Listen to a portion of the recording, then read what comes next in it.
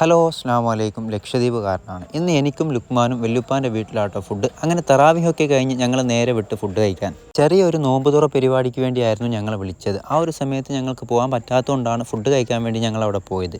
അതുമാത്രമല്ല കേട്ടോ, ഇന്ന് എൻ്റെ ഉമ്മാൻ്റെ അനിയത്തിയുടെ മോൻ്റെ ബർത്ത്ഡേ കൂടിയായിരുന്നു. പക്ഷേ ഞങ്ങൾക്ക് ബർത്ത്ഡേ കൂടാൻ പറ്റില്ല കേട്ടോ. ഞങ്ങൾക്ക് പണിയുള്ള കാരണം ഫുഡ് കഴിച്ചിട്ട് ഞങ്ങൾ നേരെ വിട്ട് പണിക്ക്. ഇത്രയും അധികം സന്തോഷമുള്ള ഈ ഒരു ദിവസം മറ്റൊരു സങ്കടകരമായ കാര്യമുണ്ട് കേട്ടോ. നാളെ എൻ്റെ ഒപ്പം ഇത്രയും നാൾ ഉണ്ടായിരുന്ന ലുക്മാൻ നാട്ടിലേക്ക് തിരിച്ചു പോവാണ്.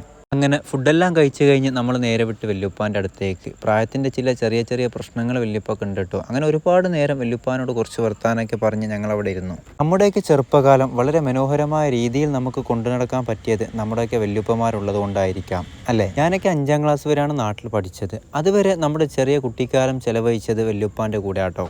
5ാം ക്ലാസ് കഴിഞ്ഞ് നമ്മൾ നേരെ കേരളത്തിലേക്ക് പഠിക്കാൻ പോയി. ഓരോ ലീവിന് തിരിച്ചു വരുമ്പോഴും നമ്മൾ ആദ്യമായിട്ട് കാണാൻ ആഗ്രഹിക്കുന്നത് നമ്മുടെ വല്യുപ്പാനെ ആട്ടോ.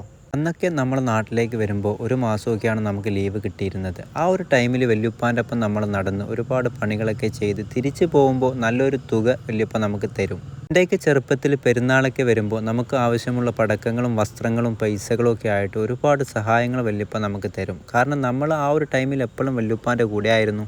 അവരൊക്കെ നമ്മളെ ചെറുപ്പത്ത് നോക്കിയതുപോലെ നമുക്ക് ഇന്നവരെ നോക്കാൻ പറ്റുന്നില്ല. കാരണം നമുക്കൊന്നിനും സമയമില്ല എന്നുള്ളതാണ് യാഥാർത്ഥ്യം. ഇന്നത്തെ ഈ ഒരു ബർത്ത്ഡേ പാർട്ടിക്ക് വേണ്ടി തൂക്കിയ ബലൂണാട്ടോ ഇബൂസും പാത്തുക്കുട്ടിയും എടുത്ത് കളിക്കുന്നത്.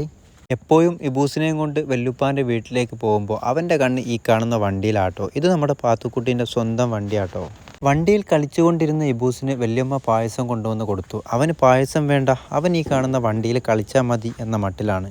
പുറത്തേക്ക് വന്ന വല്യുപ്പ ലുക്മാനോട് വിശേഷങ്ങൾ ചോദിച്ചറിഞ്ഞു. കുറച്ച് സമയം അവർ രണ്ടുപേരും ഇരുന്ന് സംസാരിച്ചു. ഏറെക്കുറെ കാര്യങ്ങൾ അവന് മനസ്സിലായി, ഏറെക്കുറെ കാര്യങ്ങൾ അവന് മനസ്സിലായില്ല എന്നുള്ളതാണ് സത്യം. അങ്ങനെ എല്ലാം കഴിഞ്ഞ് അവിടെ നിന്ന് ഇറങ്ങാൻ നേരത്താണ് ലുക്മാൻ എൻ്റെ അടുത്ത് പറഞ്ഞത്, വല്യുപ്പ പറഞ്ഞ കുറേ കാര്യങ്ങൾ എനിക്ക് മനസ്സിലായില്ല എന്നുള്ളത്. ഇത്രയും കാര്യങ്ങൾ ഞങ്ങൾ വളരെ സീരിയസ് ആയിട്ട് സംസാരിച്ചു കൊണ്ടിരിക്കുമ്പോഴാണ് ഇബൂസിനും പാത്തുക്കുട്ടിക്കും ഒരു സീരിയസ്നെസ്സും ഇല്ലാതെ അവരവരുടേതായ ലോകത്ത് കളിച്ചുകൊണ്ടിരിക്കുന്നത്. അങ്ങനെ എല്ലാവരോടും സലാം പറഞ്ഞ് ഞങ്ങൾ അവിടെ നിന്ന് ഇറങ്ങി. അപ്പോൾ ഇത്രയേ ഉള്ളൂ നമ്മളെ കൊച്ചു വീഡിയോ. ഇൻഷാ അല്ലാഹ് അടുത്തൊരു വീഡിയോ ആയിട്ട് എന്തായാലും ഞാൻ നിങ്ങളുടെ മുന്നിലേക്ക് വരും. അതുവരേക്കും ബൈ ബൈ.